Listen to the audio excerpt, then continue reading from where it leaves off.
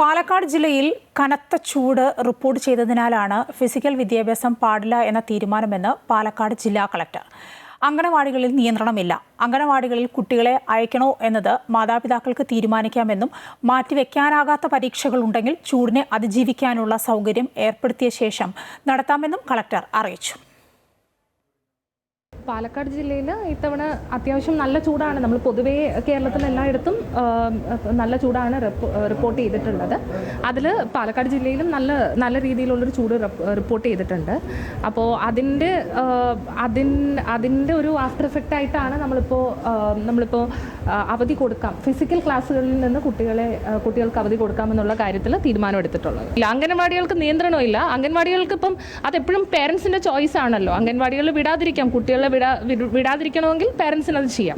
അംഗൻവാടികൾ നിർത്തലാക്കി കഴിഞ്ഞാൽ